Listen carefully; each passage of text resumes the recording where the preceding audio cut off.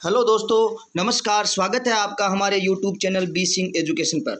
दोस्तों, आज हम आपके लिए फिर से लेकर के आए हैं राजस्थान के प्रत्येक ज़िलों के शुभंकर, जो कि 2015 में प्रत्येक ज़िले का शुभंकर घोषित किया गया था और हर एक एग्ज़ाम में इनसे संबंधित प्रश्न पूछा जाता है। तो हम याद करेंगे ट्रिक के माध्यम से। चलते हैं दोस्तों वीडियो की ओर। सबसे पहले हम देखते हैं राजस्थान के नक्शे में। ये है नक्शा। इसके अंदर प्रत्येक नक्शे में शुभंकर का नाम दिया हुआ है, जो आपको दिखाई दे रहा है। इसमें प्रत्येक ज़िले के अंदर एक शुभंकर दिया है। गोडावण है, मरु लोमड़ी है, कूर्जा है, राजहंस है, बटबड़ पक्षी है, चिंकारा है, छोटा किलकिला, काला हिरण, शाहीन, चित्तल, खरमोर, हंस, मोर, चौसिंगा, बिज्जू आदि। इनको हम एक एक को ट्रिक के माध्यम से याद करने की कोशिश करते हैं। तो चलते हैं आगे। सबसे पहले हम पढ़ेंगे राजस्थान के ज़िलों के शुभंकर जो 2015 में घोषित किए गए थे। सबसे पहले नागौर का शुभंकर है राजहंस। इसको याद करने के लिए आप याद कर सकते हैं नागराज। क्या याद करना है? नागराज। अब नाग से हो जाएगा नागौर और राज से हो जाएगा राजहंस।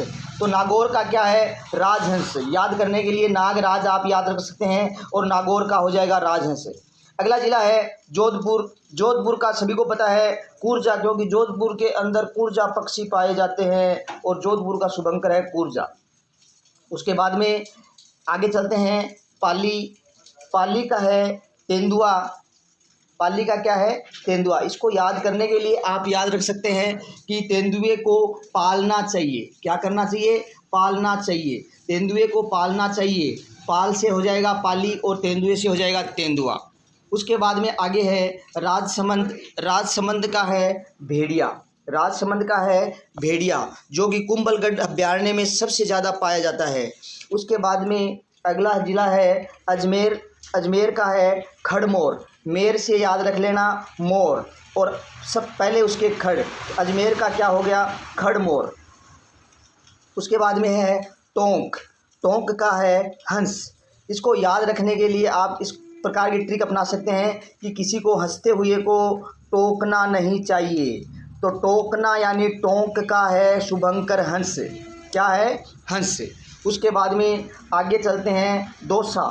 दौसा का है खरगोश। दौसा का है खरगोश। इसको आप याद कर सकते हो ट्रिक के माध्यम से कि खरगोश का क्या है? दोष, और दोष से हो जाएगा दौसा। उसके बाद में आगे है बूंदी जिला और बूंदी का जो है शुभंकर है सुरखाब, यानी सुरखाब की बूंद। सुरखाब की बूंद याद करने के लिए बूंद से हो जाएगा बूंदी और सुरखाब पक्षी है ये बूंदी का है शुभंकर। उसके बाद में है बांसवाड़ा। बांसवाड़ा का शुभंकर है जलपीपी।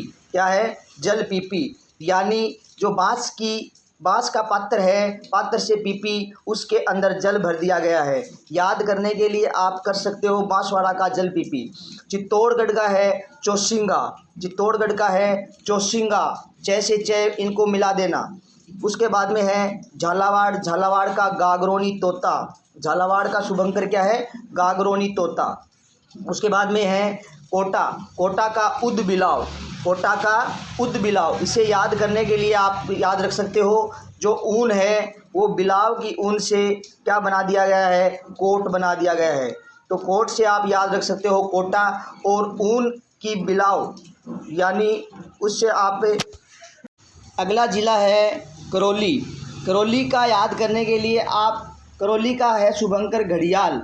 तो कर यानी हाथ और हाथ का संबंध है घड़ी से, तो इसको आप याद कर सकते हो करौली का घड़ियाल, यानी कर यानी हाथ, हाथ का संबंध है घड़ी से। अगला जिला है अलवर। अलवर का शुभंकर है सांबर। अलवर का शुभंकर क्या है? सांबर।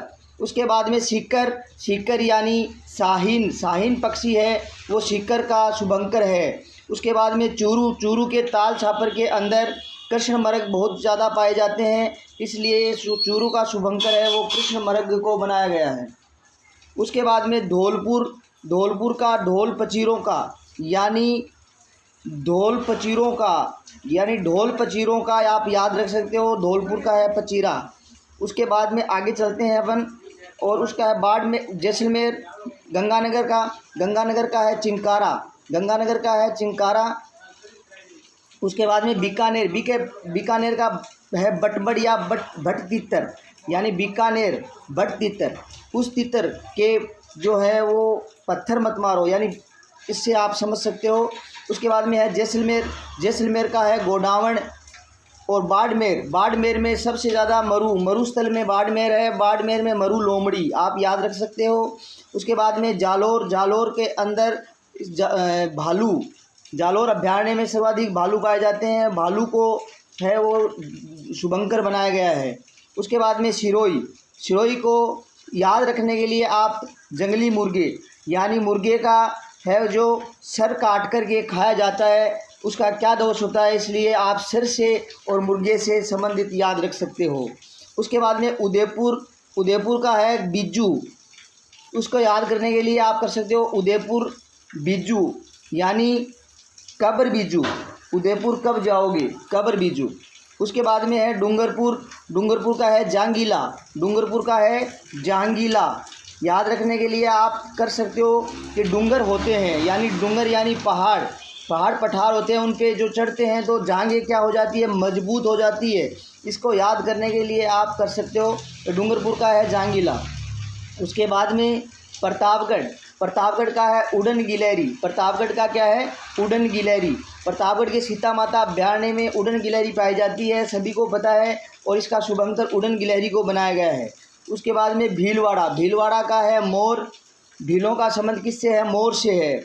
उसके बाद में बारां का है मगर। बारां का क्या है, मगर, यानी अब बच्चे को बोला जाता है कि बाहर मत जाना मगर आ जाएगा। इसको याद करने के लिए आप इस प्रकार से याद कर सकते हो। बारां का क्या है, मगर है। उसके बाद में है सवाई माधोपुर के रणथंभौर अभयारण्य में सर्वाधिक बाघ, सबसे पहले राजस्थान के जो ये अभयारण्य है उसमें बाघ है वो पाए जाते हैं, तो इसका सवाई माधोपुर का जो है वो शुभंकर बाघ को बनाया गया है। भरतपुर का सारस, इसको याद करने के लिए आप कर सकते हो भरत सर, और भरत से हो गया भरतपुर और सर से हो गया सारस। उसके बाद में है जयपुर का है चित्तल। जयपुर का क्या है, चित्तल। और झुंझुनू का है काला तितर। और लास्ट अंतिम हनुमानगढ़ है, हनुमानगढ़ का छोटा किला। इसको याद करने के लिए आप कर सकते हो कि जब हनुमान जी छोटे थे तो ज़्यादा किलाते थे। क्या करते थे, किलाते थे। तो ये दोस्तों मैंने आपको कम समय में 33 जिलों के शुभंकर याद करवाने की कोशिश की है। अगर वीडियो आपको अच्छा लगा है तो वीडियो को लाइक व शेयर करें और चैनल को सब्सक्राइब करें। धन्यवाद।